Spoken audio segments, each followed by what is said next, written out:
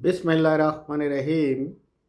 বাংলাদেশের কিছু ইনসাফ ভিত্তিক বন্টন নীতি খুব সুন্দর লাগে। কারণ হলো, আমার একটা প্রশ্ন, কেন ইউরোপিয়ান আমেরিকান পিপল এদেশে আসে না এই ইনসাফ ভিত্তিক বন্টন নীতির উপরে ডক্টরেট ডিগ্রি অর্জন করার জন্য? একজন প্রাইমারি স্কুলের শিক্ষক লাঞ্চ ভাতা পান পুরো 6 টাকা। মাধ্যমিক বিদ্যালয়ের একজন শিক্ষক লাঞ্চ ভাতা পান 000 টাকা, মানে কিছুই পান না। আর একজন ব্যাংকার পান 400 টাকা। তাহলে শিক্ষা মৌলিক অধিকার, একটা রাষ্ট্রের উন্নতি, অগ্রগতি, অস্তিত্ব শিক্ষা ছাড়া কল্পনা করা যায় না। তাহলে ইচ্ছা করে আমরা এই জাতিটাকে সুন্দরভাবে ধ্বংস করতেছি। অর্থাৎ ব্রিটিশ উপনিবেশ শাসনের যে নীতিটা, এটা দাড়িকমা বাদে আমরা অনুসরণ করছি। একজন উচ্চ পর্যায়ের সরকারি কর্মকর্তা গাড়ি পান, গাড়ি মেনটেনেন্সের জন্য টাকা বরাদ্দ থাকে। একজন ড্রাইভার পান, সেই ড্রাইভারের জন্য আরও টাকা বরাদ্দ থাকে, সে অনুরূপ সুযোগ সুবিধা পান। এবং একজন উচ্চ পর্যায়ের সরকারি কর্মকর্তা তার তেলের জন্য খরচ পান 29,500 টাকা। টেলিফোন ইন্টারনেটের জন্য পান 7,800 টাকা।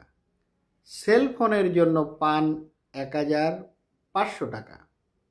মেডিকেল ভাতা পান 1,500 টাকা। শিক্ষা ভাতা সহ অন্যান্য সুযোগ সুবিধা রয়েছে। বাড়ি ভাড়া পান মূল বেতনের 50%। সরল সুদে গৃহ নির্মাণ করার জন্য ঋণ পেয়ে থাকেন। কিন্তু শিক্ষকরা শিক্ষা ভাতা পান না। ওনাদের সন্তানের জন্যও কোনো এমপিওভুক্ত শিক্ষক কোনো শিক্ষা ভাতা পান না। গাড়ি তো পাওয়ার কোনো প্রশ্ন ওঠে না।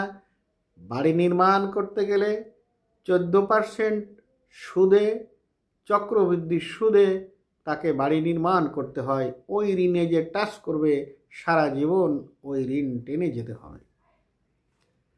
অর্থাৎ একটা রাষ্ট্রীয় কাঠামোকে ধ্বংস করার জন্য যা ব্রিটিশ করে গিয়েছিল শিক্ষা ধ্বংস করার জন্য, ওটাই আমরা অনুসরণ করছি।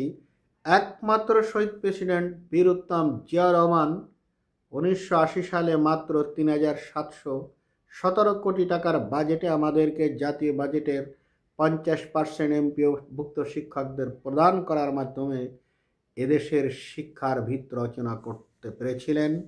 তার মৃত্যুর মধ্য দিয়ে ওখানেই শিক্ষা শেষ হয়ে গিয়েছে। সর্বশেষ একজন মন্ত্রী জনাব এহসানুল হক মিলন সাহেব, উনি আমাদেরকে একটা ভালো থিওরি দিয়েছিলেন। সেটা হলো, যারা শিক্ষকতা করবে নিবন্ধন করতে হবে। এই নিবন্ধনের মহান স্রষ্টা জনাব এহসানুল হক মিলন শিক্ষার জন্য কিছু করেছেন। আর বাকি যে সকল অর্থমন্ত্রী, শিক্ষামন্ত্রী আর আমলারা তো লেগেই আছে শিক্ষার 12টা বাজানোর জন্য। যেখানে বিশ্বব্যাংক, জাতিসংঘ বলছে আমাদের শিক্ষায় ব্যয় করতে হবে জিডিপির 5%, আমরা ব্যয় করছি জিডিপির 2%-এরও কম। অর্থাৎ 189টি দেশের মধ্যে বাংলাদেশ সব থেকে জঘন্যতম দেশ, যে শিক্ষায় সমর্থ থাকা সত্ত্বেও টাকা ব্যয় করে না। প্রথম আলোর রিপোর্ট অনুসারে এখানে অর্থ বিভাগের লোকের থেকেও আমলারা বেশি দায়ী। অর্থাৎ আমলারা তাদের ব্যক্তির স্বার্থে বাংলাদেশটাকে শেষ করে ফেলছে শিক্ষা ধ্বংসের মাধ্যমে।